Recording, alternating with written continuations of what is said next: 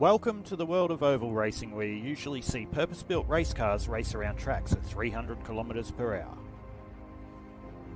This is V8 Supercars, Australia's premier racing category, transformed to race on some of the most famous tracks in the world of motorsport: Daytona, Homestead, Miami and Talladega, just to name a few.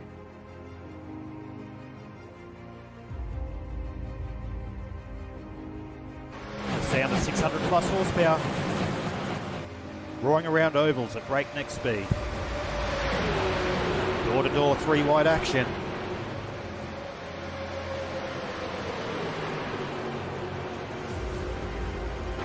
There are always crashes.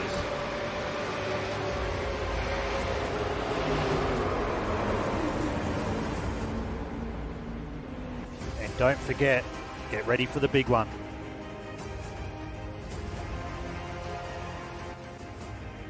Where, just like real motorsport, tempers will flare and blood pressure will rise. There can only be one winner, and the rest will be left licking their wounds until next week.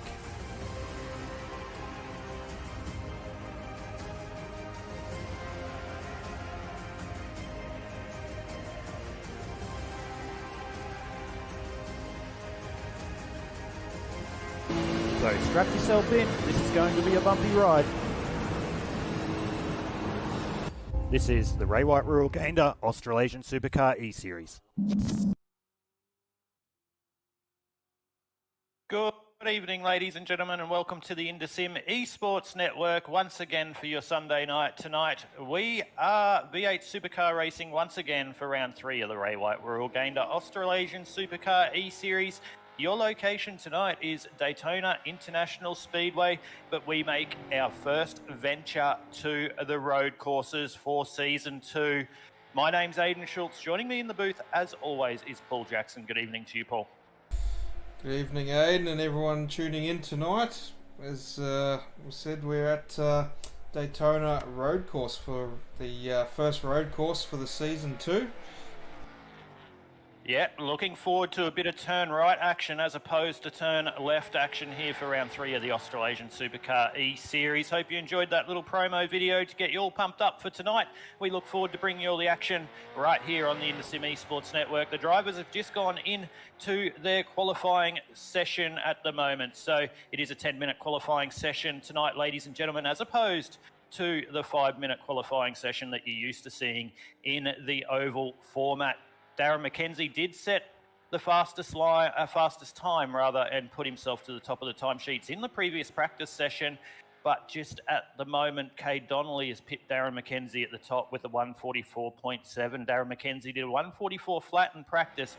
We'll see whether he can emulate the time here tonight and put the 02 Southern Stars Esports Racing car on the front row or on the pole position. So currently, as the guys do navigate their way around qualifying at the moment, we'll run you through their top 10 as it stands. It will change as I'm talking through this, but as it stands, it is Cade Donnelly on pole, Darren McKenzie second provisionally, Troy Davidson, Drain Priest and Christopher Finlay there in third, fourth and fifth, Sean Hart, Andy Barber, Pete Matson, Scott Rankin and Adam Malone rounds out your 10.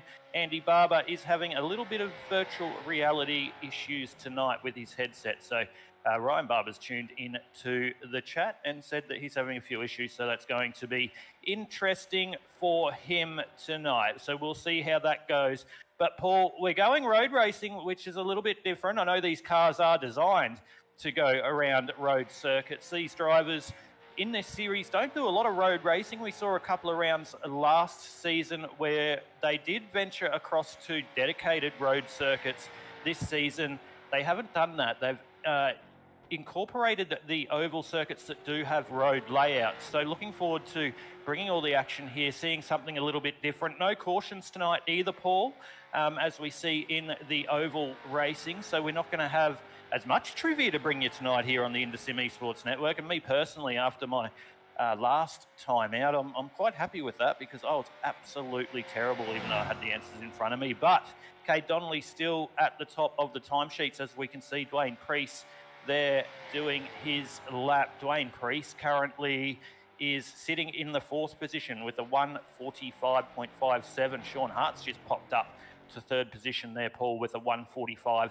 1. So a lot different here on the road circuits. Cade Donnelly doing a great job there up the top. Cade's going to be quick tonight. We'll just note a couple of drivers to keep an eye out for tonight for the road circuits. They are known to be good around road courses, turning right as well as left.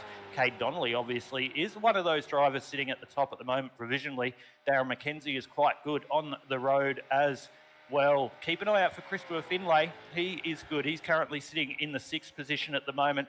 We've got Dave Douglas. You had him in the booth a couple of rounds ago on one of our broadcasts, and he is out doing laps tonight. He's in 8th position at the moment. He's coming off a 5th place in the Suzuka 10-hour yesterday. So good to see Dave Douglas back up, and probably his first time in the Australasian Supercar eSeries, Paul, tonight, I believe.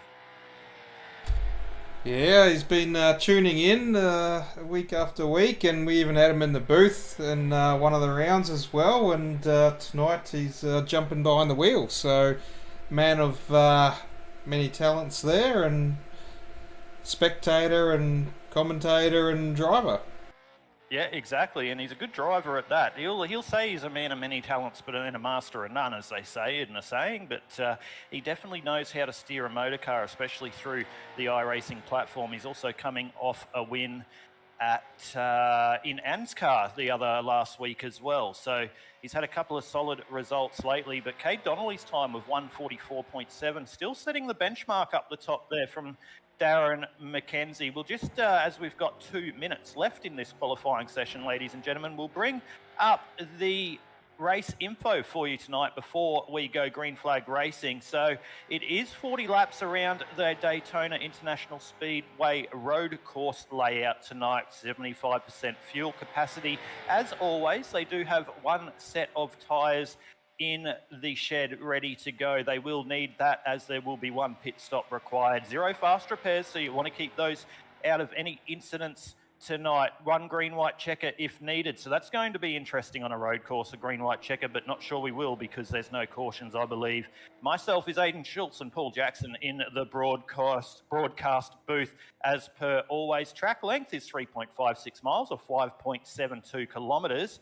Quite long track as opposed to the road courses you're generally seeing for V8 supercars here in Australia. So they're generally around about the 3 to 4.5 kilometres. So 5.72 kilometres tonight for the drivers to navigate. And it is 8:13 a.m. in the sim world. So no issue with the sun going down. We're not going to see any under lights racing tonight. But I tell you what, it is going to be action-packed around this Daytona International Speedway road course. Looking forward to bringing you all the action here on the IndySim Esports Network. Of course, if you are tuning in across our Facebook and YouTube platforms, please be sure to have a chat with us during the broadcast. We like interacting with our viewers, of course. Invite all your friends to like it, subscribe, and follow all our pages so they can get involved and not miss any of the action when we do go live here on the IndySim Esports Network across all our broadcasts that we do. We'll just quickly bring up the championship points as we are nearly at the end of the qualifying session, so you can see where your favourite driver is coming into this round. These are official points. So Gary Wellman is at the top coming into round 3, 79 points. Scotty Rankin sits there in second, 65 points. Justin Witcher, your reigning champion, there in third on 64 points. Troy Davidson in fourth as well. So there's your top 4. Andy Barber's in 5th. You can go through and see where your favourite driver is. And let us know who your favourite driver is tonight, who you think is going to take home 40 laps around the Daytona International Speedway for the RayWhite Rural Gayndah Australasian Supercar eSeries. But it looks like that's your grid, ladies and gentlemen. Qualifying is done and dusted for round number 3, and we'll take you through the grid for what will be round number 3. It looks like it's just frozen in front of me at the moment, so we might have had a little bit of an issue with our overlays, but we'll see whether we can get that happening for you. So we'll be sure to bring that to you very, very shortly. Of course, a big thank you to the sponsor, RayWhite Rural Gayndah, Witcher Electrics, and Sim Racing Edge for coming on board with this series. So we can't at the moment, it's not helping us bring up the star. There we go. It just worked on us and just decided to go, but here it goes. It comes back. So off the pole position will be Cade Donnelly, Darren McKenzie. will be on second position. Sean Hart off the third, and Troy Davidson out of 4. Dwayne Priest and Christopher Finlay will take up the third row. Andy Barber and Dave Douglas will take up the fourth row. Paul convinced him tonight, apparently, Dave said, on the stream. So go hard, Dave. We're barracking for you here, as we are all the other drivers. Scott Rankin will start out of 9th. Tom Pritchard out of 10. Raymond Yeager will start out of 11. Pete Matson, the RayWhite Rural Gayndah owner, out of 12. 13th will be Adam Malone. Justin Witcher, your reigning champion, out of 14. 15th, Tristan Koch. 16th, Nigel Payton. Greg Spencer will start out of 17. Brett Campbell out of 18. Ash Nasser will take up the 19th position. Warwick Sharp out of 20. And rounding out your 21 starters tonight for round 3 of the RayWhite Rural Gayndah Australasian Supercar eSeries is Aaron Dillon. So, Aaron Dillon, a late joiner into this one. I'm not sure whether he got his qualifying lap in, but we are under safety car conditions now. So, as you usually see on the oval formats, we are road and it will be a rolling start as opposed to a standing start. So, that can be one of two things. It could mean it will be clean into turn 1, or it could mean that we could have a little bit of carnage into turn 1 as the speed is a lot higher. You will notice turn number 1 is a very tricky corner at the Daytona International Speedway road course. It is a corner where there is a lot of braking. You're going down into second gear, possibly first early on. Depends how much wheel spin you want to sacrifice coming out of the corner. And having that weight transition onto the front of the car as it is actually turning in a left-hand slow gradual direction, hard to get the car pulled up and into the apex. It is a wall on the inside of turn number 1 as opposed to a ripple strip. So need to get that one done very well, but also it is a very, very good passing opportunity. So don't be surprised we see some people try and make the pass there tonight. But it is Kate Donnelly bringing us to the green, and we green flag now for round 3 of the RayWhite Rural Gayndah Australasian Supercar eSeries for 40 laps around the Daytona International Speedway. And Kate Donnelly with a great jump there off the front row. They're all going to tippy-toe their way through turn 1, try and navigate their way through there nice and slowly. And looks like they've all done that pretty well as we're too wide through the mid-pack, making their way through the change of direction up into turn number 3. So everyone going nice and steadily now, just trying to fall into their positions as Dave Douglas gets a little bit loose there on the exit of turn number 3. And looks like that Scotty Rankin is going to get the job, or Andy Barber's going to get the job done on Dave Douglas. And Andy's just poking the nose up the inside there through that right-hand corner. No room there. Christopher Finlay is the driver in front of him at the moment. So Kate Donnelly's bolted at the front. He's put 9/10 of a second on Sean Hart. Sean Hart and Troy Davidson did get past Darren McKenzie, but Darren McKenzie's now just got back up into third place. So there's the battle for third place at the moment. It's definitely on between Darren McKenzie and Troy Davidson as they make their way onto the banked oval section for the first time. Dwayne Priest getting a nice little run on the outside there. So Dwayne Priest has got that done. Will he want to have a go at Troy Davidson through this very, very fast and tricky left-right section? Yeah, he's poked it in there late. Looks like Troy Davidson got very late under brakes there and broke a little bit, or probably broke a little bit too early rather. And he's going to hemorrhage positions back at the moment as you see him do that. So a nice solid start there, Paul, by all the guys. We are in nearly at the end of lap number 1. Usually at Daytona, you'll see them go into a right-left chicane there and then back onto the straight. But in this layout, there isn't that tonight. So they'll be coming down here at 300 kilometres an hour. And this is that tricky braking section. I told you, as you can see, the car on the outside there, locking at the inside brake. That is Dave Douglas. So very tricky braking section through there, as you saw. So that's not going to be good for Dave's front left-hand tyre, but he's showing a lot of pace here early. He's up 4 positions. He started out at P number 8. He's up into P number 4. Pete Matson there just stuck on the outside through turn number 3 for the second time tonight. Pete Matson sitting there in the 11th position. He's having a nice little battle. He's got Tom Pritchard in front of him. And your reigning champion, Justin Witcher, sitting in behind him as well. I'm a little bit surprised, Paul, to see Justin Witcher back in that position at the moment. Justin's not a bad road course driver, as one of his Pinnacle Esports teammates has gone around in the background, and that's Raymond Yeager. So he's going to go almost right to the back of the field. That's Brett Campbell that passed him now. So Raymond Yeager back to the back of the field on the early stages of lap number 2. So he's got another 38 and a half laps of hell to try and catch up all those positions. But let's go across to the simracermerch.com instant replay and have a look how Raymond come undone around Daytona Road Course.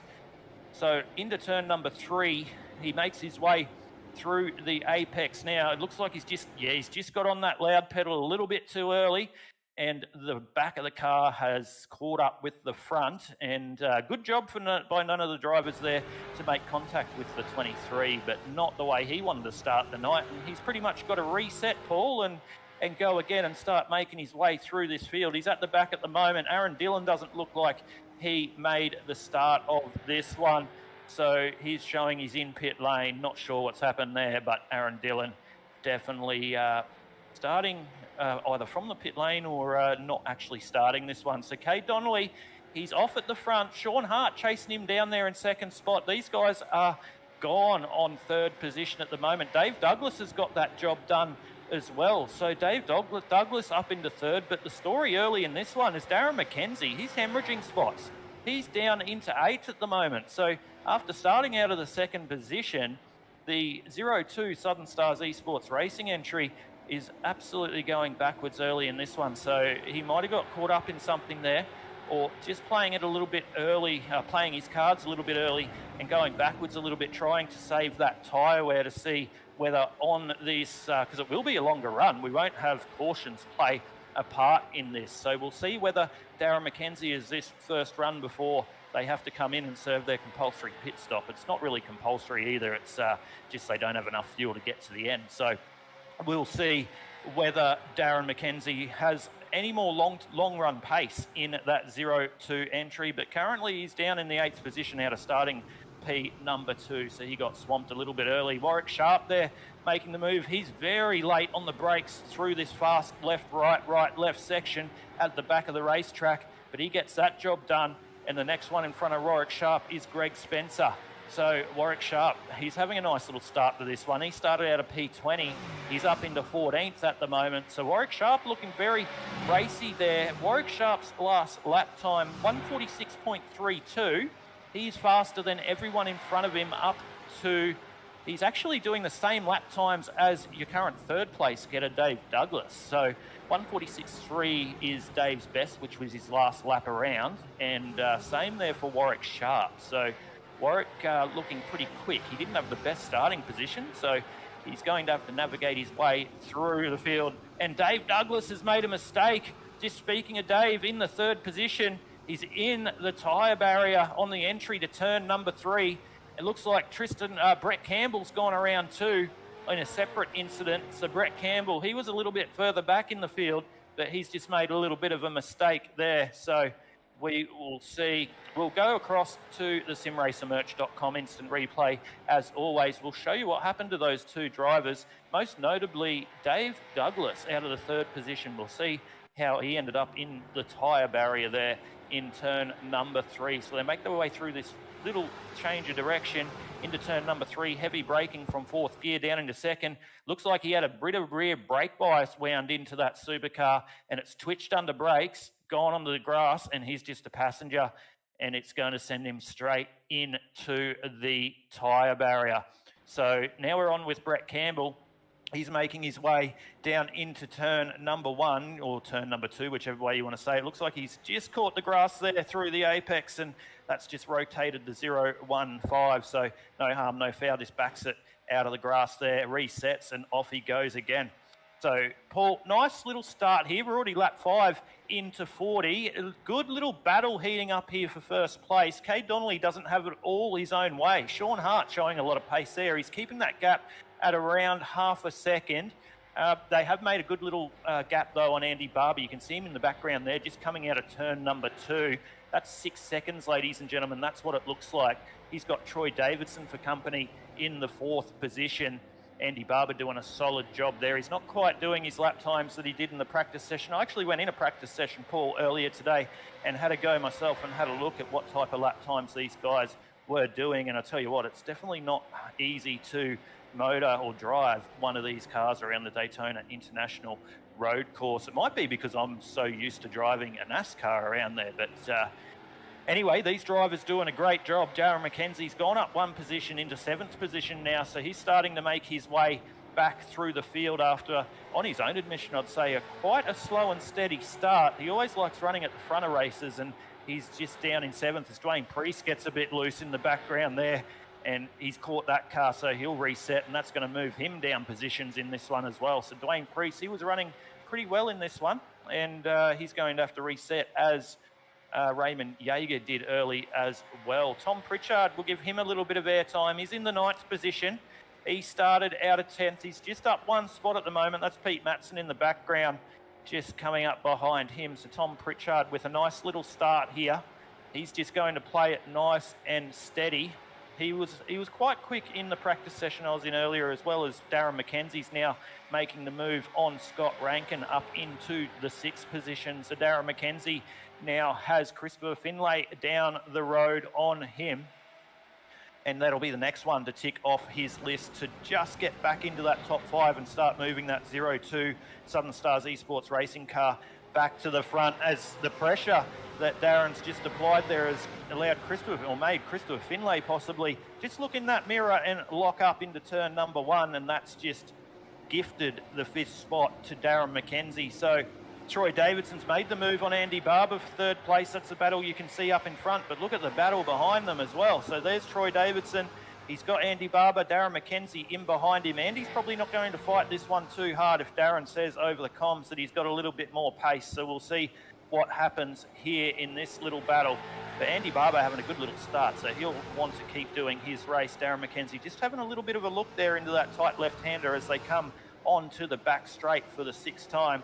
So off they go, get on the power as soon as they can, select that 2nd gear, 3rd gear, try eliminate that wheel spin as quick as you can. And here we're about to see a change for 4th place as Darren McKenzie's in that slipstream through the speedway section of the track.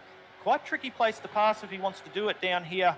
They do go down into 4th gear. Some can take it in 3rd. It depends what gear they feel more comfortable in. Myself, I felt more comfortable in 4th to eliminate that wheel spin right there. But that all depends whether you can keep that mid-corner speed up through the change of direction. So Darren McKenzie still hasn't got that job done on Andy Barber. They've still got Troy Davidson just in front of them as well. So Southern Stars Esports Racing trying to make their way back up in this one. Back to Pete Matson we go. He's got a little battle here with Warwick Sharp. So that's Warwick Sharp in front of him. Warwick's just got that job done on Pete Matson. As I said earlier, Warwick showing a little bit of pace. Not sure if he went too hard too early, because Pete Matson looked very racy down the main straight there one more time, but he just pulled out of that one and aired on the side of caution. So Warwick Sharp last time around a 146.18. 146.18 rather. Your leader did a 145.8. So Dwayne Priest there too has just had another little moment. Unfortunate there for Dwayne Priest. He had a good start to this one, but 2 incidents has put him back into the 13th position. So he started out of P number 5. There's Tristan Koch. He's not running the Aussie Esports livery tonight. He's running the Oreo livery. I tell you what, yesterday I did the Suzuka 10 hour myself, and I reckon I consumed about 48 Oreos through that race. So he's running the livery. Not sure if he heard me. Well, he heard me eating them all race because he did team up with me and Brett Campbell yesterday. But back to the point, back to the battle between Andy Barber and Darren McKenzie, rather. Darren still hasn't been able to get this job done on Andy Poole, so I thought Darren would have had a little bit of pace on Andy. Looks like they're a little bit similar on pace at the moment, and Darren not quite able to get that job done yet. But Justin Witcher, he's starting to put the pedal down now, so he's up into 6th position. So I said he was a good steerer around the road courses, and he's proving exactly that now. Not the best qualifying. He started down in the 14th position, but he is up to 6 spots. So he's proving early in this one, lap 7 of 40, why he is the defending champion. So we'll see whether he can get the move done cleanly as he just sweeps to the outside of Darren down the main straight. He's not going to be on the preferred line into this braking zone. We'll see whether he can get it done. Andy Barber on the inside. Darren McKenzie just pulls it up as they make their way into the apex of turn number 1, and they're cleanly through there once again. So Justin Witcher gets the job done on Darren McKenzie, and the next one in his sights is Andy Barber. It looks like he's going to get that one done straight away into turn number 2. I'll call that turn number 2 because that little change of direction, we won't call that a corner tonight. So there we go. Justin Witcher now cracks the 4th position. He's up into P number 4, and he's got Troy Davidson in his sights at the moment. Cade Donnelly still at the front of the race though. Sean Hart in 2nd spot. He's got that gap at around about that 0.7 of a second. So Justin Witcher, if he can get this job done on Troy Davidson in the next couple of laps, he is going to have his eyes forward and try and chase down Sean Hart and Cade Donnelly at the lead of this motor race. He will have 8 seconds to try and chase down, but there's a long way to go, only 8 of 40. So Paul, 8 of 40, as I just said. Not a lot of action here early. A couple of self-spins. There's actually been no contact between the drivers, which is really, really good driving. So, interesting start to this one. We're seeing Cade Donnelly is usually up the front in the ovals, and he's showing that he can race both ovals and road tracks tonight, and showing why he's always at the front here in the Australasian Supercar eSeries. But Sean Hart having a great run there in 2nd. Yeah, definitely. Sean keeping Cade honest at the moment. Just sitting there. The gap sort of stagnated a little bit. But still, Cade's still got Sean in the rear view mirror there. So one little mistake, little lock up from Cade, and Sean's ready to pounce there in P2. And Dave, that's a bit unfortunate there. Not cut short. Hopefully your daughter's feeling better. Yeah, not a good thing from Dave there. He was running well in this one. He got a little bit preoccupied with a family issue, so unfortunate for there, Dave, but good to see you here having a run. You definitely showed the pace. Hopefully you can get that one done and maybe get back out on track, but family comes first, Nate. Hopefully we see you have another run, possibly next round for round number 4 as they go back oval racing. But looks like we're on board now. Justin Witcher's got that move done on Troy Davidson. Darren McKenzie trying to follow his way through turn number 2. He gets the power down just that little bit better than Troy, but he's going to be on the outside through this left-hander. And he's, sorry, that was turn number 3. Through this left-hander, he gets that job done. So Troy being very gentlemanlike there as they make their way on to the speedway section of the track once again. So Darren McKenzie up to 4th position, slowly chipping away those positions and making his way back up into podium contention. But that gap at the front still eking out. It's now 9 seconds, but Warwick Sharp, he's now got the next one on the agenda. It is Tom Pritchard. So he's made his way up into the top 10. He's now going to try and get up into the 9th position over Tom Pritchard. Pete Matson having a nice solid run there too in the background in 11th. He's just ever so slightly ranging up onto the back of this battle as well. So don't write off Pete Matson to be inside the top 10 sooner rather than later in this one. Pete Matson, a little bit unlucky when you can come to the oval side of things. He's had a couple of good runs and a little bit unlucky, but showing that he has a little bit of pace around the road courses in the V8 supercar. So Warwick Sharp trying to get that done on Tom Pritchard down into turn number 1 this time. Tom Pritchard doesn't want to give it easily, as it looked like he's just locked the inside brake, so he's trying to keep that position on at Warwick, but it looks like Warwick's going to be able to get that power down a little bit earlier than Tom there on the outside, and he's got that job done. So Warwick Sharp now up into the 9th position, but now Justin Witcher's got 0-2 of Darren McKenzie to contend with here. So look at this little spicy battle heating up here, Paul, for the 3rd position. 3rd, 4th, 5th, 6th. Andy Barber just sends it down the inside of Troy Davidson and says, thanks for coming, Troy. And he gets the position done there and moves up into the 5th position. This has allowed Scotty Rankin to be come up on this little battle as well. Scott Rankin just taking a real tight exit there onto the super speedway section one more time as we're lap 10 of 40. So Darren McKenzie right on the back of Justin Witcher. He's going to have the benefit of that draft. Once again, it looks like he's just rolling out of that throttle through there, trying not to get too close. Not going to make a pass down through this section this time around, I wouldn't suggest.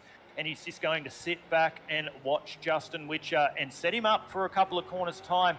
don't be surprised if he's trying to set him up for a run down into turn number 1. So we'll see whether Darren McKenzie can get the run through the speedway section onto the main straight this time around. We'll see him range up onto the back of Justin Witcher with that draft through this section. You can see that right now.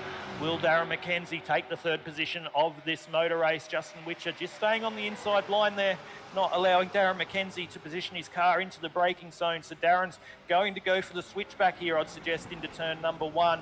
He's a little bit too far away, so he's just going to follow the leader through turn number 1, or follow Justin Witcher through rather this time round. So Darren McKenzie's been driving really smart in this one, Paul. He went backwards early, but making his way up into podium contention, not making any silly moves. He's just waiting for Justin Witcher to make a mistake, and he'll be there ready to pounce if that happens. Andy Barber still in behind them in 5th position at the moment, so his virtual reality is obviously doing okay because he's showing a lot of pace, but this is a spicy battle. Justin Witcher just holding up this battle a little bit by the looks of it. Darren McKenzie is a little bit quicker. Last time around, Darren McKenzie and Justin Witcher did trade the same lap times down to 0.02 of a second. Andy Barber was actually 0.3 of a second quicker than this little battle in front as well. So the longer that Justin Witcher and Darren McKenzie fight for this 3rd position, this is going to keep Andy in the hunt for this battle, and he's going to be licking his lips going, come on boys, just battle a little bit more so I can come and be a part of this action as well. So we're 11 laps into 40, ladies and gentlemen, for round number 3 of the RayWhite Rural Gayndah Australasian Supercar eSeries from the Daytona International Speedway, a road course layout. We hope you're enjoying all the action here on the InterSim Esports Network for your Sunday night. Troy Davidson just falling back a little bit now. That's Scott Rankin trying to make the move around the outside through the speedway section of this course. Once again, Scott Rankin getting right up in behind Troy Davidson down the main straight. Troy's just going to cover off that line, as you can see, and not allow Scott Rankin to have an easy passage through into turn number 1. Scott Rankin going very deep around the outside into turn 1. He's locked that inside front. He's still kept it on there, though. I'm surprised he pulled that one up. So Scott Rankin, no harm, no foul there. He's pulled it up, but he couldn't quite get the move done on Troy Davidson. So Scott Rankin wanting to get these moves done. He's not willing to just sit in behind there now. 13 laps of 40, as it looked like. That was Christopher Finlay in the background, having a little bit of a moment there through that turn. So Christopher Finlay, he's down 2 positions, started out of P6, so those little mistakes are not going to help him at all, but he's still having a nice solid race. Adam Malone there, he's got Dwayne Priest making the move on him. Adam Malone, Dwayne Priest, that's the battle for 11th and 12th, so Adam Malone has got that one done. Dwayne Priest has got that one done on Adam Malone. So Paul, Dwayne Priest is making his race a little bit harder than what he needed to tonight. He started up in the 5th position and went back as low as 13th or 14th. Now he's up into the 11th position. He's got a little bit of pace there in the 777 entry, but those little mistakes has made his race a little bit harder than what he would have liked. Yeah, definitely a couple of little off tracks and just losing the rear of the car there, and yeah, he's really having to work to get back into the battle of this race. Yeah, he will, and I'm just looking on the chat at the moment. Margaret, as always, tuning in to the InterSim Esports Network for not only the Australasian Supercar eSeries, but the simrigs.com NASCAR Next Gen Series, going for the Southern Stars Esports Racing outfit. As always, she's predicting a Barber, McKenzie and Pritchard 1, 2, 3. So we'll see whether that'll play out. But here's the battle for the lead of the motor race. Sean Hart still just keeping that gap at about half a second over Cade Donnelly, keeping Cade Donnelly honest at the front of this one. Let's take the opportunity, well, we're 13 laps into 40, and let's do, they're halfway through this lap, let's do a lap and a half around the Daytona International Speedway road course on board with the 610 of Sean Hart.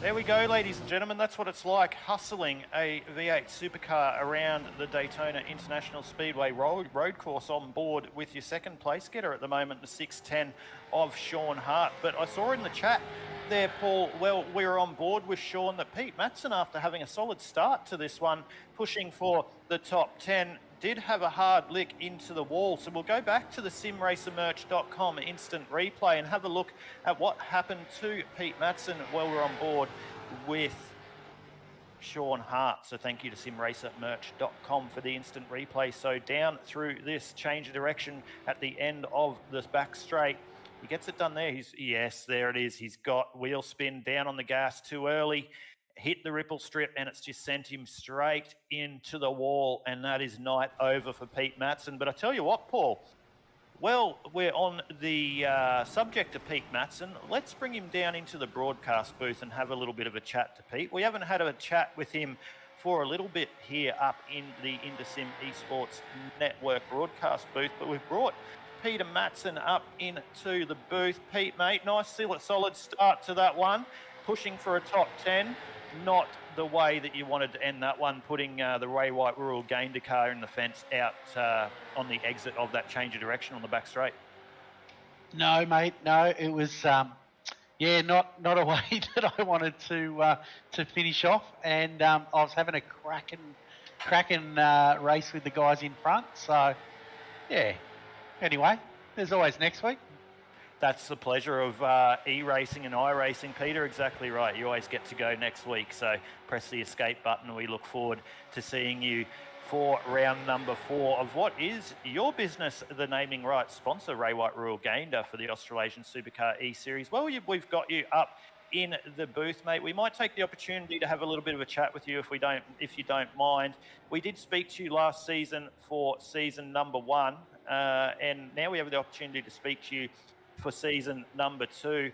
Take this opportunity, mate. Just let all the viewers, and there are a lot here across our platforms watching this race tonight, and there are every week for every round of the RayWhite Rural Gayndah Australasian SUPERCAR eSeries. Take this opportunity to tell everyone about your business, RayWhite Rural Gayndah, what you guys do, where you're located, how you can help people, etc., in the property market, etc. So your time in the sun, mate. Yeah, thanks very much. We're a small little business in Queensland. We're about 2 hours inland from Harvey Bay. We specialise in rural properties and investment properties. We manage rentals for people and probably return about 10% for most of the rentals that we have. So it's a good investment out there, and there's short supply of rentals at the moment, and sales are going through the roof. Average sales about $200,000 for a 3-bedroom home. So good value all around, and obviously the racing world links in, and it's one of my passions. So we thought we'd put the two together. Well, I know the Australasian SUPERCAR eSeries are very happy to have you on board. Just real quickly before we come back to you, mate, and thank you once again for joining us. We have had a change at the front of the motor race, ladies and gentlemen. Sean Hart has got that one done. So let's quickly go across to the simracermerch.com instant replay and see how Sean got that one done as he gets very, very late under brakes and locks the inside front into turn number 1. Before we bring you back to Peter Matson and have a little bit of a chat. So let's just quickly stay on this for a minute, Paul, as this battle is really spicing up for the front, for the lead of this motor race. So, Pete, I hope you're happy to just stay in the booth with us for a minute. We'll be back with you in just a second. So the battle really spicing up here for the lead. Sean Hart's got that done again on Cade Donnelly. So he kept it on the outside there. It looks like this has settled down just a little bit. So that battle, Paul, that speed we saw from Sean Hart, he was just sitting there for the first 15 odd laps of this one, just sussing out what Cade Donnelly's doing at the front. And it looks like he's seen that he's got a little bit more pace and gone, no, now's the time to go. And he's just stretching his legs a little bit over Cade. Quite possibly. It did look like he was sitting there quite comfortably in P2, just sitting there. It didn't look like he was driving to 100%. So, as you said there, I think you might be right that he was just taking it easy, saving a bit of tyre and sitting back and just enjoying a leisurely run behind Cade for the first few laps. Yeah, well, he's got that job done. It's still only at about that half second, so I might have spoke a little bit too early that he was stretching his legs, but he is now the leader of the motor race, so he'll be happy to be there in first position. But just going back to Pete Matson, Peter, mate, you mentioned obviously, you know, what you're selling roughly the 3-bedroom homes for up there in the Hervey Bay region, sort of west of there. Have you found a little bit of a spike in the Queensland real estate market from these COVID times? I've heard stuff or whisperings, obviously through the media, which, you know, believe it if you do, believe it if you don't. A lot of the southerners from the southern states have taken this opportunity to have a little bit of a sea change, as you'd call it, and move up into the Sunshine State. Have you seen that as a trend through your business up in the Hervey Bay region? Absolutely, mega trend. It's like a tidal wave. We would normally sell 55 properties a year. We've done 44 in the last probably 7 or 8 weeks. Wow, that's amazing. Yeah, crazy times, and they're all 5 acre type places. The Vics and the New South Wales want a bit of space, and Gayndah is Queensland's oldest town, and what a great place to come out there and relax. Most definitely. So if you are tuning into the Sim Esports Network, ladies and gentlemen, and once again, this is Peter Matson from RayWhite Rural Gayndah that we're having a little bit of a chat with after he had an unfortunate start to this one. And you're looking at having that little bit of a sea change. What a better place to do it up in the Gayndah/Hervey Bay, northern tip of the Sunshine Coast, just an hour or two up the road. Make your way up here and have a look, because it's definitely a wonderful place to call home. Pete, the COVID is helping, obviously. Are you finding that trend is through the investment side of things, through the rental market, or is it owner-buyer type of thing? Yeah, definitely the owner-buyer. So I think, to your point, COVID, countries locked down, we're not travelling overseas. People have got a bit of spare cash, and you can ultimately, if you've got a place in Victoria or Sydney, you can come up to Gayndah, pay cash, and park your other 500,000 in the bank. So, yeah, no, good place, and COVID's been good from that regards, because we certainly have been COVID-free out there. So, but yeah, exciting times. Yeah, well, it's good to see a small business of the likes of RayWhite Rural Gayndah prospering through what has been an unfortunate time for not only Australia but the world through COVID. So good to see you guys prospering. Even better to see you guys on board for the Australasian SUPERCAR eSeries Season 2 as well, mate. Hopefully we see you back for season number 3. Prue and myself love the region up there through Hervey Bay, so next time we're up there we might have to drop in and say g'day, and you can see the face behind Sim Esports Network. Paul's a little bit far away. He's down on the border of Victoria and New South Wales, so hopefully he can get up here shortly as well. But Pete, mate, thanks for making yourself available and giving all the viewers a chance and get a little bit of an insight into what is RayWhite Rural Gayndah, and we look forward to seeing you for round 4 next week. Thanks, Aidan. I'm going to sit back and watch the broadcast, something I don't get to do very often, so awesome. Thanks, guys. No worries at all. Look forward to chatting to you shortly. So there you go, Paul. A little bit of an insight into RayWhite Rural Gayndah, and the man behind RayWhite Rural Gayndah and one of the drivers of the Australasian SUPERCAR eSeries, Pete Matson. Good to have a little bit of a chat to him. And as we're seeing the pit stops now, 75% fuel tonight, ladies and gentlemen. As we said, they will require a splash and dash. So here is the leaders coming in and getting that one done. So Sean Hart and Cade Donnelly jumping in. Andy Barber and Troy Davidson's been in pit lane as well. So that'll give Darren McKenzie the lead of this motor race for the time being. So he's going to have all nice and clean air in front of him to try and set some quick lap times and see where that puts him once he does his little bit of a splash and dash. I'm not sure whether they'll take tyres. It's going to be risky to take tyres on a splash and dash. The time drop-offs aren't massive at the moment. They were doing low to mid 144s through practice and qualifying. They're in the 146s, or at least Darren is at the moment. So about a 2-second drop-off halfway through this one. So if he goes back, he's probably going to be stationary for about 35 seconds. But looking at those pit times at the moment, Paul, I don't see that that's a splash and dash for the likes of Sean Hart, Cade Donnelly, Andy Barber and Troy Davidson. They were stationary in pit lane for 35 seconds. So I'd suggest that they've taken some new boots and out there at the moment. So if Darren decides not to take new boots, he's going to be a little bit slower, but he's going to gain about, I'd suggest, 20-odd seconds on the guys behind him. He was about 10 to 12 seconds down on the lead of the motor race, so that'll only put him out about 8 seconds in front. But, well, these guys have come out on their fresh rubber. They're going to chip into that one, as well as you can see Sean Hart and Cade Donnelly making their way through turn number 2 as Darren's navigating his way down the sort of like the back end of the track at the moment. His gap over Justin Witcher in second at the moment, who hasn't taken his pit stop either, is 6 seconds. Scott Rankin in third, he's 9 seconds down on Justin. Adam Malone, he's in further 30 seconds down on Scott Rankin. But just as we say that, Darren McKenzie and Justin Witcher have decided it's their time to come into pit lane. So first and second in this motor race have decided to come into pit lane. Scott Rankin's done the same thing out of third position as well, as you can see there.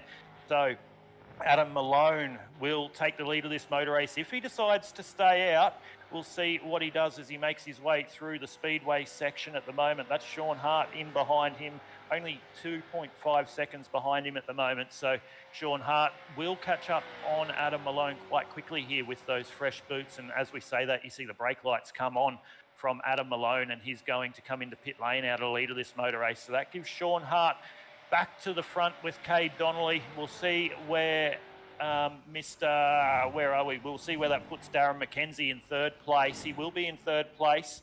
Justin Witcher's come into pit lane as well. No, Andy Barber's just jumped into third place, actually. So Andy Barber has done the jump on his teammate of Darren McKenzie. He came in just that lap earlier than Darren, so those fresh tyres gave him a gain and allowed him to jump up into the third position. So they've all got a full tank of fuel ready to go.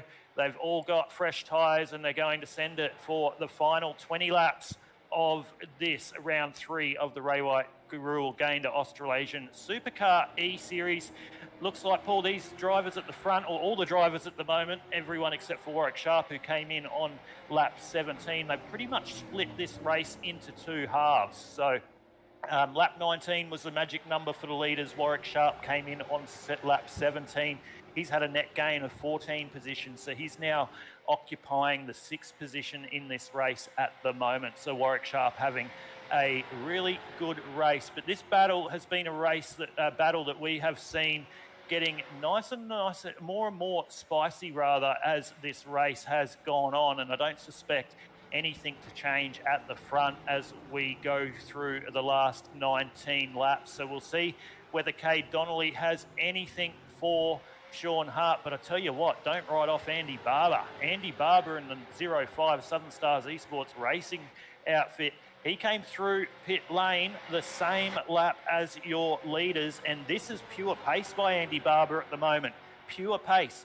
Same lap times, same pit time as the leaders in front, and his pace is his pace is on par. So I'll let you know the pit times for these 3 drivers. So Sean Hart, he was stationary for 35.52 seconds.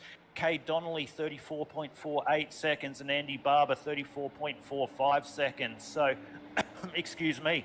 So Sean Hart a little bit slower in his pit transition, but he's still leading this motor race. So Andy Barber's licking his lips there in 3rd position, but keep one eye on Darren McKenzie in 4th position at the moment. I'll let you know his lap times and see whether he can range up onto the back of this battle and fight once again for the podium in this one. The more these guys fight in the front of him, the easier it's going to be for Darren to make up some ground on these guys. But Paul, we're already 22 into 40, no cautions. Makes it a little bit of a shorter night in the office for us and the drivers. But I tell you what, it might be a shorter night in the office for the drivers, but I tell you, the concentration levels and the nerves and everything that goes along with doing a road course, it's going to feel like 2.5 hours behind the steering wheel on an oval course, just doing 40 laps around this Daytona International Speedway road course.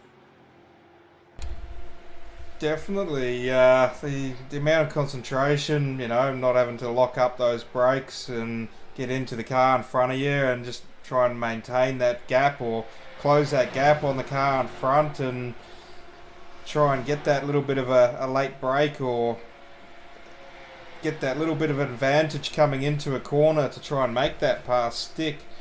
A lot of concentration involved with that, and definitely don't want to make a mistake and fall out of the battle here.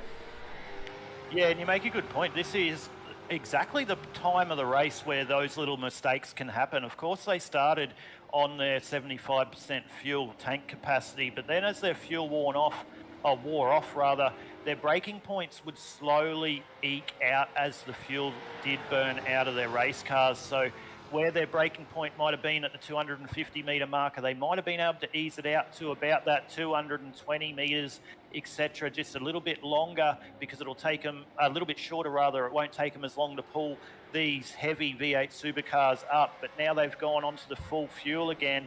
They've got to get their head around those braking points, as we see a brake lock up there. But this has allowed Darren McKenzie. Darren's got a lot of pace here. He's caught up 3.5 seconds in the last lap and a half, and it's now a 4-car battle for the lead of the motor race. They're 4.5 seconds up the road of Troy Davidson, who is holding down the 5th position so far in this one.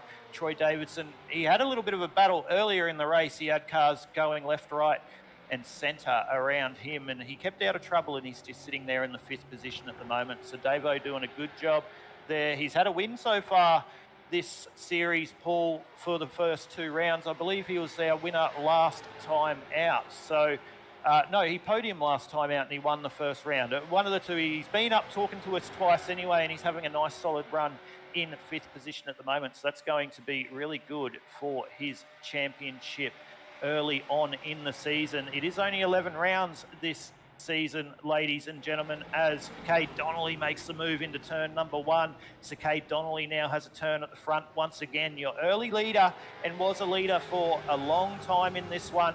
He's back to the point and made that move on Sean Hart. So Sean Hart doing the same thing as he did in that first run, just now probably backing off a little bit, and knew that he had the pace laid on in the first run before they made their way through their pit stop. So we'll see whether it's the same strategy here by Sean Hart. But I tell you what, the way that Cade Donnelly is stretching his legs at the front really, really quickly, I'm not sure about that. But Andy Barber and Darren McKenzie are going to want to make the move on Sean Hart. So last time around, or actually we'll just let Cade Donnelly go through this lap, or let all these drivers go through the lap. We'll let you know the difference in lap pace between Cade Donnelly and these guys behind them this time around, as the gap at the front now ekes out to 1.5 seconds, 3/4 of the way through the lap, or only even half the way through the lap, rather, as he makes his way down the back stretch of the Daytona International Speedway once again for lap 24.40, as there's a lap car in front of them, which is going to want to get out of the way. Sorry, and it wasn't a lap car, that was the leader, my apologies. Darren McKenzie now made the move on both Andy Barber and Sean Hart. So Darren McKenzie up into the 2nd position, and Andy Barber now making the move into the 3rd position. So not sure if we can, Paul. If we can, we'll go back to the simracermerch.com instant replay. We'll give you a look at how Darren McKenzie got the move done on Andy Barber and Sean Hart to move up into the 2nd position. So Darren McKenzie coming down the main straight now. He's going around the outside of Andy Barber. That's where the move for the lead happened too. You can see Cade Donnelly getting that one done through turn number 1. So they make their way out of turn number 1 this time through. We'll just see where Darren makes the move. He hasn't made the move on Andy Barber there. As we go back to this, so yeah, it looks like it's here. So he's made the move down through the back stretch. So yeah, easily done there. Not sure whether the guys just rolled out of that one and let Darren through, as he had a lot more pace. They might have been on the radio saying, Darren, you have this one for now, we'll come back and challenge you later. So the lap times last time around, as I was about to bring them to you, Cade Donnelly set a 147.64 as opposed to Darren McKenzie, a 148.5 and a 148.8 for Andy Barber. So Cade Donnelly was about 0.7 of a second quicker than Darren, but in a blink of an eye, Darren McKenzie has caught up on the back of Cade. So Aaron Dillon jumping into the chat, he wants to know what the pit stop times were. We did bring those to you just a little bit earlier, Aaron, so we'll bring them to you again, mate. Cade Donnelly, 34.48, mate. Darren McKenzie, 35.52. Andy Barber, 34.45. Sean Hart, 35.52. And Troy Davidson, another one of your teammates, in fifth with a 35.18. So that was their pit times. But here's the lead, the change for the lead. Darren McKenzie, it's his turn to have a lead of this motor race, and he has now made the move on Cade Donnelly, 26 into 40. So this is the fourth change for the lead of the motor race, ladies and gentlemen. Andy Barber getting up in part of this battle as well. And there we go, Troy Davidson making the move on Sean Hart. Davo coming from nowhere, Troy Davidson. He was 3 seconds down the road of this little battle just a lap or two ago, and he's come up and made the move on Sean Hart. So Sean Hart, who showed a lot of early pace in this one and actually took the lead of the motor race over Cade Donnelly just before their pit stop, has now gone back into the fifth position. He's got 4.5 seconds behind him to Warwick Sharp in sixth. Warwick is actually lapping about a second a lap quicker than Sean Hart. So if that continues, Sean is going to have Warwick Sharp all over the back of him in the next lap or two. So Troy Davidson making his way up into this little battle. So it's a 5-car battle at the moment for the lead. The three of them have just got a little bit of a gap on Troy Davidson, but I'd suspect Troy's pace at the moment, we'll see him up in this battle shortly. So last time around, the top 5 drivers will give you an idea of their difference in pace, as we look like Andy Barber's looking at making a move there down the back stretch. He's going to be on the wrong side of the road, so it'll be status quo through this section of the racetrack. Last time around, 46.88 for Darren McKenzie, 148.24 for Cade Donnelly, as he had that move made on him by Darren McKenzie, so take no notice of that lap time. 146.84 for Andy Barber and a 146.15 for Troy Davidson. So Troy Davidson lapping around about 6 or 7 tenths of a second. And as I was saying that, Andy Barber's now taken the lead of the motor race. So he's gone to the front over Darren McKenzie. So no sooner do we talk, Andy Barber, the one that thought he was going to have VR issues in this one, as he's just outbraked himself into turn number 1. He's going to get the drive on the outside there. Looks like he's just let Darren McKenzie go. Cade Donnelly's going to take advantage of that as well. And Troy Davidson's there on the outside into turn number 2. He's not going to be able to get that job done, as Sean Hart's now coming into this battle again as well in the 5th position. So the more these guys do this as well is going to allow Warwick Sharp to catch up on this battle, Paul. So it could be a 6-car battle for the lead of this motor race very quickly. Definitely, things are definitely heating up here at the front. It's all happening in this in the Daytona Roval race for the RayWhite Rule Gayndah Australasian SUPERCAR eSeries for round 3.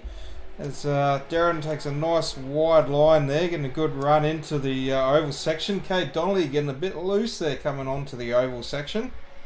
Yeah, a big tank slapper coming out of the oval section there, just getting on that loud pedal a little bit too hard. That's going to allow Andy Barber to get the run down the back stretch. He's going to be on the wrong side of the road for this change of direction, as they're caught right up on the back of Darren McKenzie through there. Andy Barber trying to make the move around the outside. You don't do it there, Andy, and we've got the switchback by Cade Donnelly as well.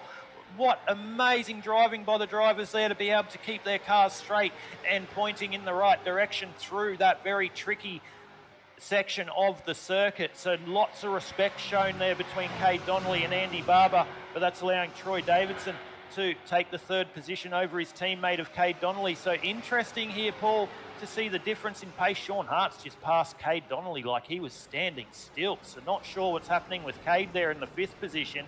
He is going backwards at 1,000,000 miles an hour, and this is allowing Warwick Sharp to range up onto the back of him. And that looks like that's night over for Cade Donnelly. He's pulled over and let Warwick Sharp go, or not night over, just battle over for Cade Donnelly. So not sure what's happened there with Cade Donnelly, but we will see. Hopefully we can get someone in the broadcast. So, Aaron, if you're tuning into the broadcast still, mate, and you're talking to the boys, let us know what happened with Kate Donnelly there so we can bring all the information to the viewers. So your leader of the race early in this one and your pole sitter now back into the 6th position. So that's the story of the night so far. Kate Donnelly now pretty much as they're 28 into 40.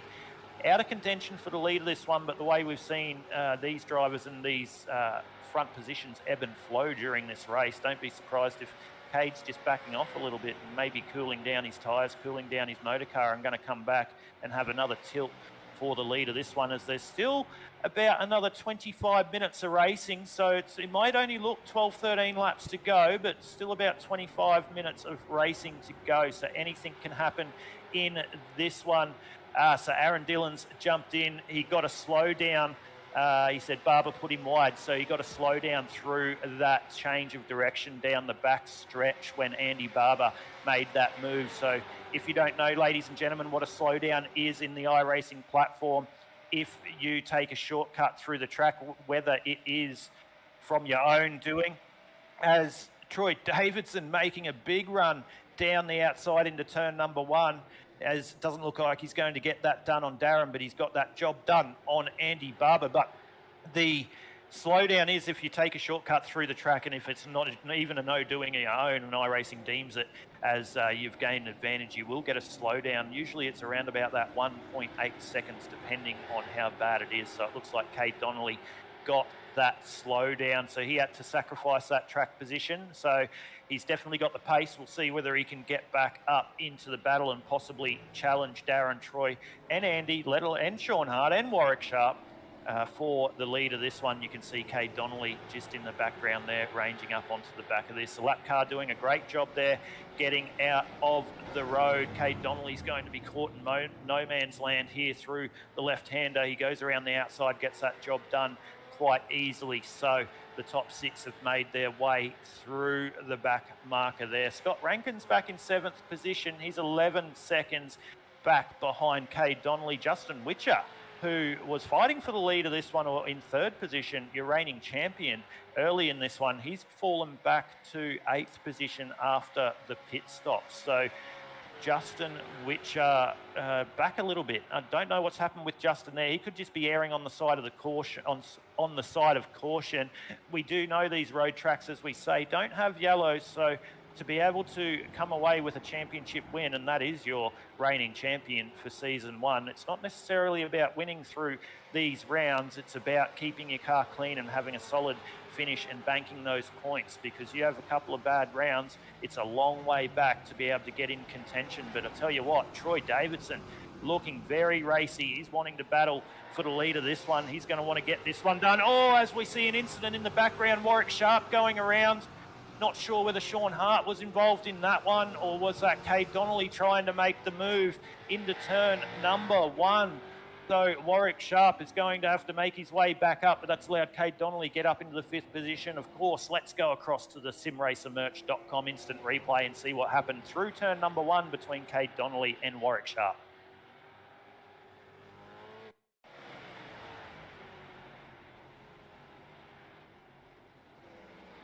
So going into turn number 1 this time around, you can see Warwick Sharp on the outside there. Kate Donnelly's just got way too hot into turn number 1 and collected Warwick Sharp in the rear.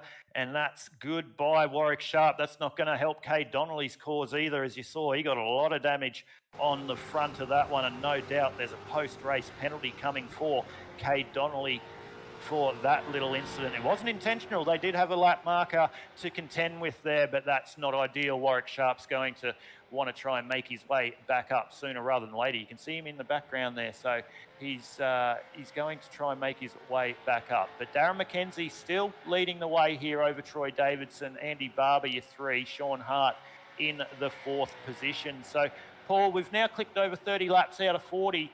One I'm thinking to keep a little bit of an eye on here is Sean Hart. We saw him drop off a little bit early in that first stint off Kate Donnelly, even though they did pull quite a big gap, as we see Troy Davidson making the move on the outside there at Darren McKenzie into turn number 1. So it's Troy Davidson's time to lead this one tonight, but Darren McKenzie's not going to let him get that one done easy. He tried to just put the car on the inside on exit to do the switch over, but he couldn't quite get that one done, so he'll just have to follow Troy Davidson into turn number 2 this time around. But keep one eye on Sean Hart, I reckon, Paul. He might be just strategizing this one a little bit. We are 31 of 40, so if he does want to contend for the win, he's going to have to put his foot down quite quickly to try and bridge that gap between himself and Andy Barber. And then we all know in motorsport, though, it's one thing to get onto the back of your rivals and make your way up onto the back of them, but it's another thing getting past them. So we'll see whether Sean Hart can make his way up onto the back of Andy Barber and possibly put himself back into contention for a podium, Paul. Yeah, we've seen a few of the guys come from 3, 4, 5 seconds behind, and they turned a 2-car battle for the lead into a 6-car battle for the lead. So anything's possible in the next 10 laps. Yeah, anything's possible in the world of Australasian Supercar eSeries, and anything is possible, especially around a road course. So Troy Davidson getting a big hurry up now by Darren McKenzie. Andy Barber just sitting in behind there, watching this all unfold in front of him. Darren McKenzie and Troy Davidson, this battle will heat up, ladies and gentlemen. So if you are tuning in here on the InSim Sports Network across our Facebook and YouTube platforms, do not turn your dial to another broadcast. Do not turn your dial to the Real World V8 Supercars. You can watch that later, ladies and gentlemen, because this is what it's all about right now, the battle for round 3 of the RayWhite Gayndah Australasian Supercar eSeries. It is the battle between Troy Davidson, Darren McKenzie and Andy Barber. You can see Sean Hart is bridging that gap now.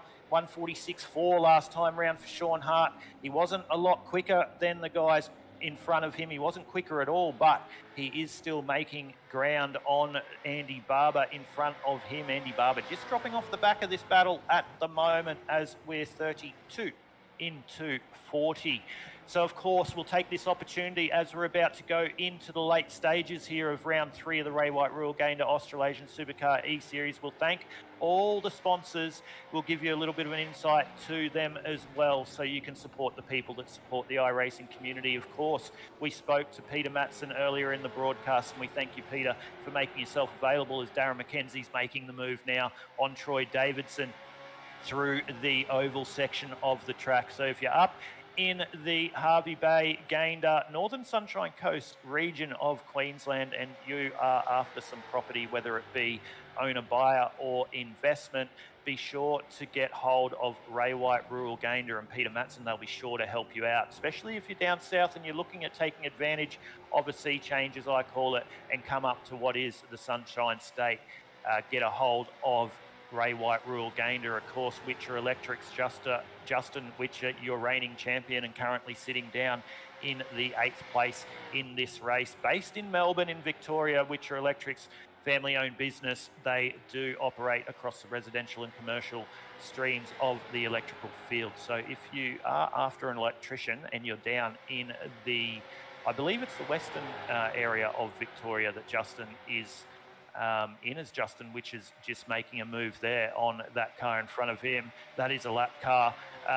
Get a hold of Justin Witcher Electrics. You can get him across your Facebook platform, of course, Witcher Electrics. You'll also be able to find him in your World Wide Web, where you can find all reputable businesses these days. So once again, that is Witcher Electrics for all your electrical needs down in the Victoria, Melbourne region. Of course, the leaderboard you can see there on the left of your screen, ladies and gentlemen, brought to you by the Sim Racing Edge. They've come on board for season 2 of the RayWhite Gayndah Australasian Supercar eSeries. They provide all the setups for these cars for this series, whether it be through the ovals or, as we see tonight, the road layout. So if you are on the iRacing platform and you need some setups done, we do see a lot of different platforms that you can get setups done for the open setup leagues, but the Sim Racing Edge is the place to be. They'll be able to look after you there. So if you do dive into the open setup type of stuff in the official side of the the iRacing platform, get onto the Sim Racing Edge and they'll be able to supply you with all your fast setups to get you up the front and competitive. Of course, tonight, ladies and gentlemen, this is a fixed setup. So the Sim Racing Edge, of course, supplied the Australasian Supercar eSeries with the setup tonight, but all drivers have that same setup loaded into their race cars. So no one has an advantage tonight. You can change, obviously, your brake bias. You can do a little bit of that and your brake pressures, etc., to what suits your driving style. And you can actually change your brake bias on the run if they have it set up. Cade Donnelly's now come in pit lane as well, so it looks like that damage was just a little bit too much for him to contend with. So your leader earlier on in this one's now come into pit lane. That's going to put him way back in this race. But yeah, you can change your brake bias and all those different little things on the run in these supercars, especially as the fuel does wear off. So if it gets a little bit twitchy on the entry of corner in the rear, you can move that brake bias to the rear a little bit more, just to put a little bit more weight over those reels. As Cade Donnelly's in pit lane, because he had a big incident into the wall. So before I talk about some brake bias even further, let's go back to the simracermerch.com instant replay, see what happened to Cade Donnelly. I believe it happened as he come out of pit lane and took that pit lane speed limiter off. So thank you to simracermerch.com. So we're on board with him now. He's got the limiter on, as you can see those headlights flashing. He'll make his way through this last little left-hander. He's taken the limiter off early because you can see the green cones there. That's where the pit lane speed limiter restriction is, and he took the limiter off early and spun it into the wall, and that is night over for Cade Donnelly, or at least out of contention for this one anyway. But back to the front, Darren McKenzie now has extended his legs a little bit over Troy Davidson. He's got that gap out to 1.1 seconds, but as they're coming down the straight, that is closing really, really fast. That's how big the draft is here in the supercar. We're used to seeing that in the oval format, so it's playing a big part tonight. But I tell you what, there's Sean Hart right up behind Andy Barber. So I said it, Paul, with 35 of 40, Sean Hart is now coming back and putting himself as a force to be reckoned with in this one. But like I said, it is one thing getting to the back of the car in front of you. It is another thing making the pass. So we will see whether he can make that pass, Paul. But Sean Hart having a nice solid night at the office. He must like the road courses. Yeah, quite possibly. He's been looking quite strong and had a lot of pace all night, as we saw him sitting up there in P2 for majority of the race behind Cade Donnelly, and then made the moves into P1 for his time to shine for leading the race for a little bit. And yeah, he just seemed to drop off a little bit, maybe cool those tyres down for the last few laps of this to make a hard charge sprint maybe to the finish. Yeah, possibly. Like I said, he's got to get this job done. You want to get this job done really quickly on Andy Barber if he feels he has the pace, because that gap is 2 seconds now in front of this battle for third position of Troy Davidson up the road. Looks like Darren McKenzie stretching his legs at the front of this one. So Darren's in a good position to convert for what will be his first win for season 3 of the season 2 for round 3 of the Australasian Supercar eSeries, if he can get this one done. But there is the move for third place. Sean Hart has made that move on Andy Barber. Andy's going to get the draft down the main straight into turn number 1 as we now click over lap number 36 of 40. Michael Shaw tuning into the broadcast. Good to see you, Shawry. 41. Wow, yeah, it was an incident there coming out of pit lane. Michael Shaw, ladies and gentlemen, is the owner of simracermerch.com that you see, that is the sponsor of the instant replay. So thank you for that, Shawry, and thank you for sponsoring the replay. We really like having you on board. So if you are after any of your sim racing merchandise, custom merchandise, whether it be t-shirts, hats, all those type of things, to be able to support, it might be you support the Southern Stars Esports Racing team and you want a custom Southern Stars Esports Racing shirt. It could be that you support my team, Aussie Esports, and you want one of them. I'm not sure anyone's going to get one with my name on it. Who would want that? But if you want anything Sim Racer merch wise, jump onto Facebook, Sim Racer Merch, and they'll be sure to help you out. Of course, you can go to simracermerch.com. That'll take you straight to their Facebook page, and they will be able to help you out with all your sim racing merch. So thank you to them. But Darren McKenzie still leading the way. He's got the gap out to 2.5 seconds over Troy Davidson. Sean Hart has 4 seconds to gain now on Troy Davidson. So we'll just see as we get into the back end of this race, Paul. We'll just keep one eye on their lap times and see whether Sean Hart is eating into the gap of Troy Davidson in second place. Looks like Andy Barber has had enough there in 4th position. He's got Warwick Sharp ranging right up onto the back of him now. So Andy Barber, after battling for the lead of this motor race, he's going to do well to hold on to a top 5 spot here. Warwick Sharp's going to have great front top line speed here as he's got no rear wing, but just as I say that, Warwick Sharp's come into pit lane. So not sure what's happened with Warwick there, whether he's had a penalty or whether he's got too much damage, but it looked like he still had some good pace. The car doesn't look the best, but it looked like he still had some good pace. So unfortunate there for Warwick Sharp on what was looking like was going to be a nice, solid result for him. But it is all about Darren McKenzie at the front, 37 of 40 into this one. So 3.5 laps to go. Darren McKenzie hasn't had it his own way tonight. He's had Troy Davidson to contend with. He's had Sean Hart to contend with. He's had his teammate of Andy Barber to contend with. He had Scott Rankin to contend with at some stage. He had Justin Witcher to contend with as well at some stage. But he has seen all those battles, and he has fought those battles and won, and he is at the lead of this motor race. So Darren McKenzie 1, Troy Davidson 2, Sean Hart 3, 37 of 40.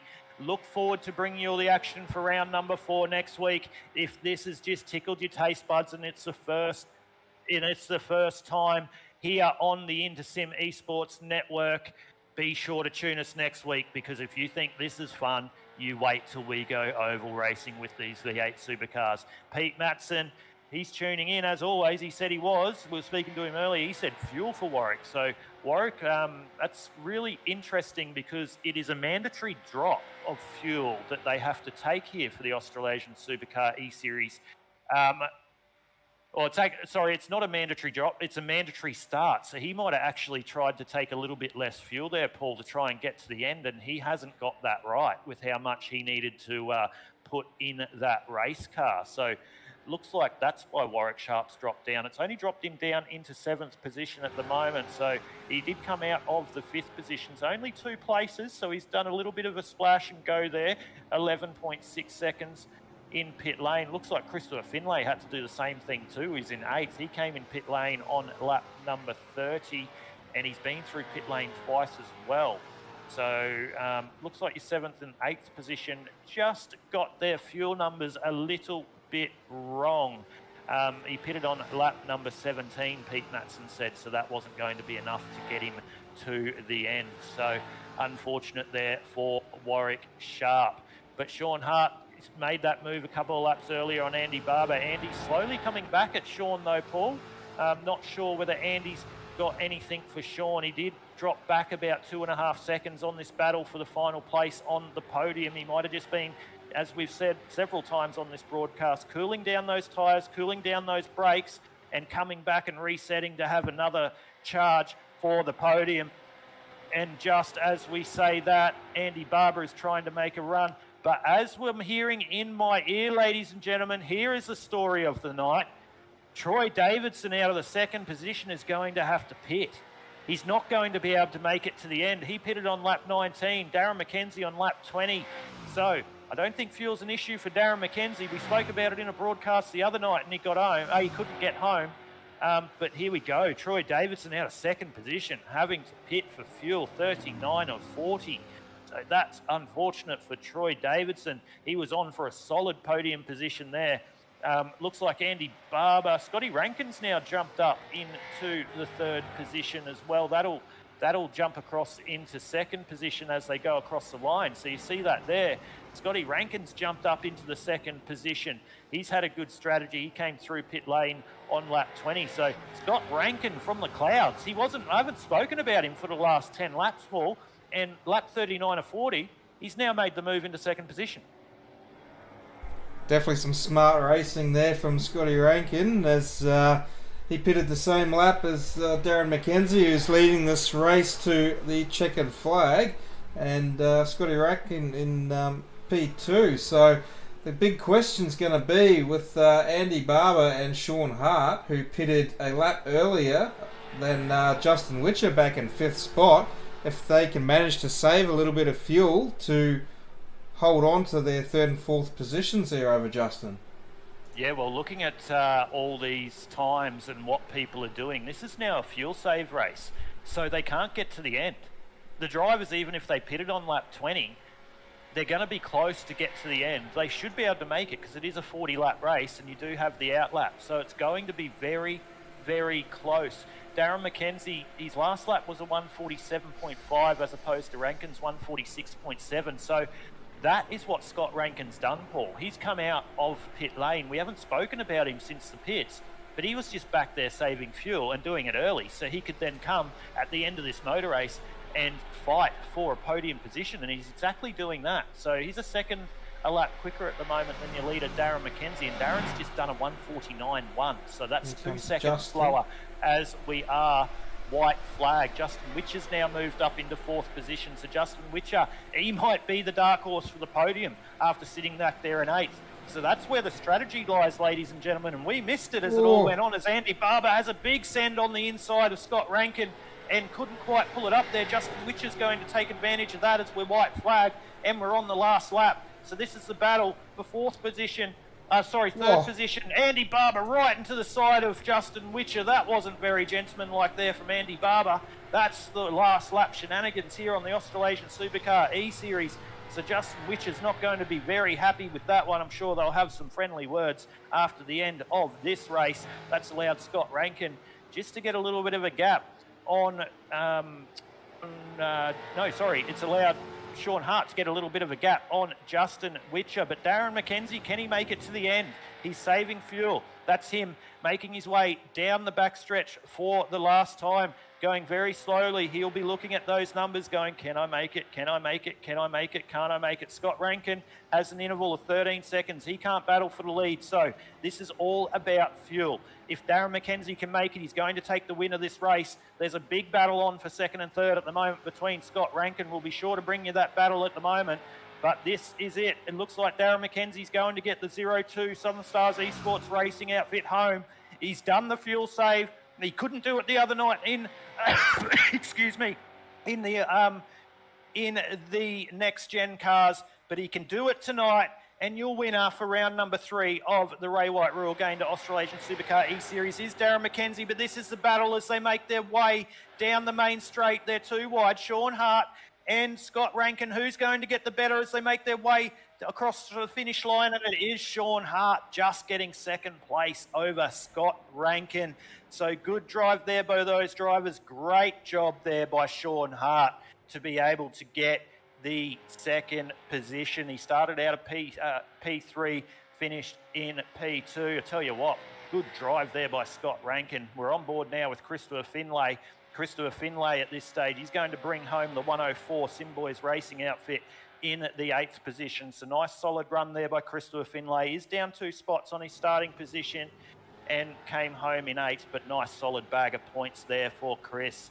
Adam Malone there, he's had a pretty uneventful night sitting there in 9th position. He's going to come home in 9th by the look of it now. He's going to be the last car on the lead lap as the live timing does catch up on us. So Adam Malone just making his way through the back end of the track for the last time tonight. He comes through that change of direction and he'll come on to the front stretch through this speedway section for the last time. And Adam Malone will take the 9th position. Brett Campbell, he's had a bit of a hard night at the office by the looks of that ZB Commodore. She looks a little bit rough and tumble at the front, but he's come home tonight in the 13th position. So Brett Campbell, not one of the best nights in the office for him, but still some solid points there, taking home 13th. Ash Nessa will be the next one across the line. He will bring home the 14th position. So here's Ash Nessa making his way across the line there. So that is the top 14. We still have drivers lap downs laps down rather, to come across and finish this one. So very shortly, we will bring you up the unofficial results or official results. It will be penalty pending, obviously, for how the points will align, but it is the actual result of the race. So in first place tonight was Darren McKenzie. Taking home second place was Sean Hart. Scott Rankin in third, Justin Witcher 4, and Troy Davidson rounds out your 5. Andy Barber comes home in 6th, Warwick Sharp in 7th, Christopher Finlay in 8th, Adam Malone 9th, and Raymond Yeager rounding out your 10. Tristan Koch comes home in 11th. Didn't speak about him at all tonight, so a nice solid drive there by Tristo. Nigel Payton in 12th, Ash Nesser in 13th, Brett Campbell 14th, Greg Spencer 15th, Cade Donnelly 16th, Dwayne Priest in 17th, and Tom Pritchard in the 18th position as we roll across. 19th will be Pete Matson, who was out early in this one. Dave Douglas, who had a bit of an issue there, finished in 20th, and Aaron Dillon, who doesn't look like he started this one, or at least did, and had an incident 1 lap in, rounds out your 21 starters for round number 3. So, Paul, a lot of action in this one. 40 laps, you blink and you miss it. Bit of a quick night in the office, but they did disappoint at the front. Some of those battles and ebb and flowing in between those top 6, especially after those first little pit stops, it definitely heated up and gave us a lot to call up here in the booth. Yeah, I was looking forward to a spicy little 6-car battle for the finish there, but that didn't come to fruition towards the closing stage of the race, Aidan. No, it didn't come to fruition, but I tell you what, it definitely did not relent on action, with the drivers wanting to definitely make their moves for the podium. We saw Andy Barber and Justin Witcher have a spicy little battle there, and it didn't end the way of either Justin Witcher and Andy Barber as they were battling for the 4th position. Justin Witcher did get home in 4th position rather, but Andy Barber did come home in the 6th position. So interesting to see what plays out in those post-race reviews that they do, and see what happens. But we'll just go to that replay again on what happened between Andy Barber and Justin Witcher. So they're having a nice little spicy battle here up in turn number 1. Andy Barber getting really late on the brakes. He's locked up the rears and trying to catch it as the car rotates. He's got into the side of Justin Witcher. Justin's just helped him along there and said, there you go, Andy, because I need to get around the corner. And Justin Witcher comes out the other side of that one, and that allowed Sean Hart up the inside as well. So that's how that one played out. But let's bring all the drivers up into the broadcast booth, or the top 3 drivers, and have a chat to them and see how they thought their race went. Obviously, they're going to be very happy. They're going to be very happy after a podium finish, rather. But we'll go straight to the 3rd place getter tonight. Scott, mate, you're making a little bit of a habit of this. We spoke to you the other week up in the broadcast booth, and we're speaking to you again. Nice little strategy there on what we saw ended up being a fuel save race, and great job there coming home in the 3rd position, mate. Yeah, I was just actually saying to the guys, I think 3 weeks in a row now, I've literally coughed and spluttered onto pit lane. So I'm making a habit of making every drop count out of the tank on this thing. To be perfectly honest, the only time of the week that I actually drive the V8 Supercars tonight, so to come out at a road course in a field of the quality of the drivers that we've got and come up with a result like that, I'm absolutely pumped, mate. I cannot be happier. Well, mate, yeah, great result. Podium anywhere in these leagues, let alone on a road course, around a oval road course, really. And I did a couple of laps in the supercar this afternoon, probably about 4 or 5, just to get a feel of it. And it definitely wasn't easy. It was very slippery. So you did a good job to be able to navigate you around and come up into the 3rd spot. But I did mention and just said then it was obviously a race on fuel saving as you got towards the end. Did you notice when you come out on after your pit stop, and you did come through pit lane, you put it in 2 halves, the race, and you pitted on lap 20.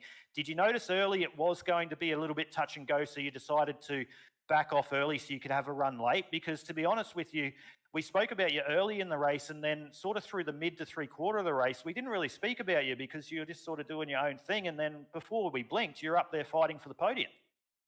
Yeah, I had a picture in the back of my mind. To be perfectly honest with you, I only did 3/4 of a lap in practice. I've had my mind in Suzuka 10-hour mode for the last week, and I've been running other oval leagues. I've been really trying to put the effort in to focus on the IndyCar, to be perfectly honest with you. So this was really at the back of my mind. I didn't even know it was Daytona Road Course. I think I looked it up this morning before I jumped in the car for the Suzuka 10-hour, and I looked at the road course and I just went, oh well, that's a throwaway round. I'll show up, I'll get my points, and I'll just try and aim for maybe a top 5, top 8. I'd be really, really happy with 5th place. So rolled around. I did the 2 laps of qualifying, and I looked at the tank and I just went, there's no way that if I do qualifying laps the whole race long that I'm going to be able to make it to the end on that one stop. And it was touch and go, just looking at my fuel numbers. I just went, well, I've got nothing to lose. I don't have these guys on pace. I don't have them on consistency. I don't spend enough time in this car. I come afoul of the fuel strategy last week. What did I say to you? I said to you guys in a caution, I think it was last week at Charlotte, I had to try something different here. It's the same thing. You're going to see unconventional strategies, I think, from me all season long, because that's just where I seem to excel. So. Well, it definitely paid off for you tonight, coming onto the bottom step of the podium. You mentioned the Suzuka 10-hour, though, mate. It wouldn't be me if I couldn't let you have a little bit of a chat about the Suzuka 10-hour. Let all the viewers know here on the Intersim eSports. No. Next question. Move on. No, thank you. Looks like Scott Rankin had a great job around Suzuka 10-hour. So we'll move straight on with that, mate. Let's concentrate on tonight's then, yeah? So, mate, congratulations on your top 3 tonight. Big shout out to everyone involved, mate, for that P3. Oh, 100%. And I do actually want to say a big shout out to Sean. He did a great job to recognise he needed to save the amount of fuel that he did, and then make sure that he was good to run full throttle the whole last lap. So that was a really good heads up driving by him to get the car into that position so that he could fight for a position, because that's critical. If you're going to have a fuel race, you want to make sure that on those last couple of laps you can fight for position. Otherwise, the fuel saving was all for naught. So big shout out to him. Great race to the line. Big shout out to all the guys from Indy Autosports, who are my team. So their sponsors, SimCoin and Sim Thunder. It was great to get the guys on the car for Suzuki 10-hour today.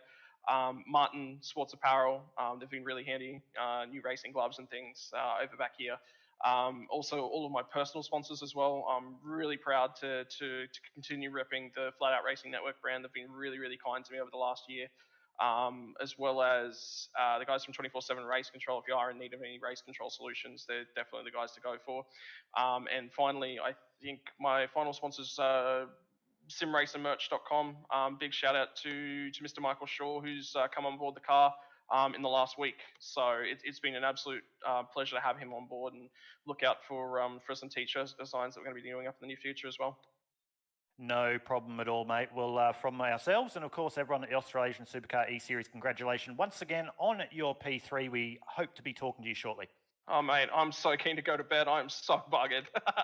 Mate, I know the feeling. I did the 10-hour yesterday and then backed up with a 120 lap truck race last night. So I know exactly how you're feeling, mate. You think you're crazy? I did one yesterday and one today, so... Yeah, mate, you're definitely a glutton for punishment. But anyway, mate, we'll let you go and get some much-earned rest. But there you go, ladies and gentlemen, P3 for round number 3 of the RayWhite Rural Gayndah Australasian SUPERCAR eSeries. It was Scott Rankin moving across to your second place getter tonight. Sean Hart, mate, that was a race that had everything. You're up the front, you were then back a little bit, you're up the front, then back a little bit, managed to come home in P2. Nice solid P2 for you. Yeah, thanks for that. Obviously, bullet out of a gate at the start of the race, tucked in behind Cade. Unfortunately, I think he realised just before I did, he let me by, and he must have realised that it was a fuel race. That's when I realised, unfortunately, with only 5 laps left in the tank at the end of the first stint. So, yeah, pitting on lap 19, which wasn't ideal. So the second stint was just basically saving every drop of fuel that I could. Just so that I could at least have a bit of a fight towards the end, which I suppose worked out in the end. But Darren obviously had the best strategy, because once he caught up to us, he was in the wind. Yeah, you had a good strategy, but let's not take anything away from yourself, mate. You realised that it was going to be a fuel race. You pitted on lap 19. Darren pitted on lap 20. He was saving a little bit of fuel in the end. We could tell that on his lap time. So you would have had to save quite a lot of fuel. So even though you realised a little bit late in that first stint, great job being able to recognise that. And it's one thing recognising it. It's another thing being able to save. It's not necessarily the easiest thing to do. So great job getting second. Can't quite hear him there. But anyway, Sean, we'll go quickly across to all your sponsors and everyone involved for your P2, mate. Yeah, appreciate that.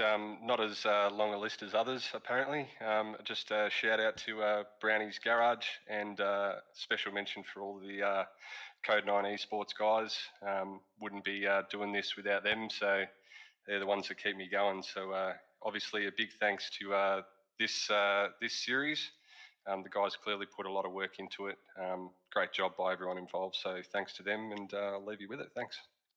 No worries, Sean. Well, there you go, ladies and gentlemen. Your second place tonight for round 3 of the RayWhite Rural Gayndah Australasian SUPERCAR eSeries. It was Sean Hart. And without further ado, that brings us straight across to your winner. You're making a habit of this, mate. You come off a second place last night in the truck race I was involved in. You come off a win this morning at the iRacing Super Speedway in the trucks once again. And you've put it at the point around Daytona International Road Course tonight. Darren McKenzie, congratulations on your P1. Yeah, thank you. Yeah, definitely. It's been a good week for the podiums and wins, that's for sure. Yeah, it has, mate.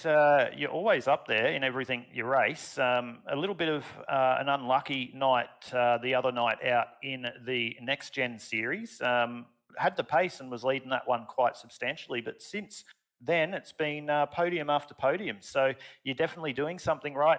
It was a little bit of a fuel save race, as I've spoken to the other podium getters before you. We could see you were saving fuel in the last couple of laps just on your lap time. You had a quite substantial or gap that you could manage anyway over second position. How close was it actually at the end for you?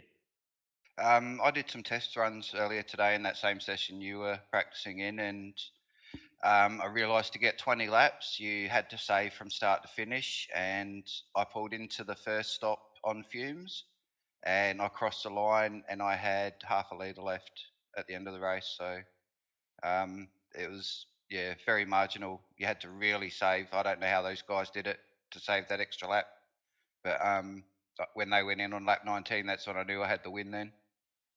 Yeah, well, there were a couple of drivers that got caught out on that. Cade Donnelly, who would have probably featured in the podium, if not given you a challenge for the win. He got a slowdown during the race, but then he couldn't quite save enough to get to the end. And then he had an unfortunate incident coming out of pit lane and put it into the wall. So that was night over for him. But all the other drivers having a great, solid night. That's going to help you in the championship standings, obviously. But how are you feeling? We go back on the oval courses next Sunday night. Our location will be Indianapolis Motor Speedway. How are you feeling heading into that one?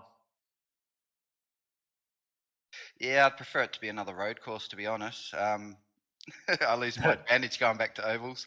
But yeah, we'll see how we go. Hopefully a top 5. That'll be best case scenario at Indy. Yeah, well, no doubt you'll put the 02 Southern Stars eSports racing car there or thereabouts, mate, and you'll be up in contention. Hopefully we're talking to you at the end of the broadcast next at Kentucky. Sorry, next week. I'm thinking of another league. My apologies. So we're at Kentucky. So there you go. But hopefully we're talking to you at the end of the broadcast next week. Of course, a big shout out to everyone involved with your win tonight, mate. Yeah, I'd like to thank the guys at Australasian SUPERCAR eSeries, yourselves at Intersim Esports Network, and Southern Stars Esports Racing Team, and our team sponsors, Mish's XL Garage, Tiona's Holiday Park, and SkyPoint. No worries at all, Darren. Well, there you go, ladies and gentlemen. That is your winner for round 3 of the RayWhite Rural Gayndah Australasian SUPERCAR eSeries. It was the 02 Southern Stars Esports Racing entry of Darren McKenzie. So your top 3 tonight was Darren McKenzie, Sean Hart and Scott Rankin. That does bring you to the end of the RayWhite Rural Gayndah Australasian Supercar eSeries from the Daytona International Speedway Road Course. But that's not where it stops for us at InterSim Esports Network. We're always bringing you action from somewhere, and our next location is Oran Park. We are live on Tuesday night for the next round of the Blendline TV Pro Car GTE Championship from Oran Park, the famous Australian track. So we look forward to bringing you all the action of that one. You can join us here on the InterSim Esports Network live from 7:15 Australian Eastern Standard Time or 8:15 Australian Eastern Daylight Time, whatever part of the country you are in. Then we'll see you on Friday night for the next round of the simrigs.com NASCAR Next Gen Series. Your location will be Indianapolis Motor Speedway. I did get that confused with this series earlier. I do apologise, ladies and gentlemen. So Friday night, it will be round number 6 of the simrigs.com NASCAR Next Gen Series from the Brickyard Indianapolis Motor Speedway. You can join all the action here live from 7:15 p.m. Australian Eastern Standard Time or 8:15 Australian Eastern Daylight Time, wherever you may be. Then we'll be back here for round number 4 of the RayWhite Rural Gayndah Australasian Supercar eSeries. Next Sunday night, your location will be Kentucky Speedway. We're back to the ovals for 134 laps, so you can see us the same time next week, 6:45 p.m. Australian Eastern Standard Time, 7:45 p.m. Australian Eastern Daylight Time, wherever you may be. So thank you for everyone tuning in tonight on the InterSim Esports Network for what was a great race and great action around the Daytona International Speedway Road Course. But that brings to an end our coverage tonight for the RayWhite Rural Gayndah Australasian Supercar eSeries. We hope to see you on Tuesday night for the Blendline TV Pro Car GTE Championship, then on Friday night for the simrigs.com NASCAR Next Gen Series, and of course next Sunday night for the Australasian Supercar eSeries from Kentucky Speedway. But from myself, Paul, and everyone at the InterSim Esports Network, we thank you for tuning in, and we look forward to seeing you next Tuesday.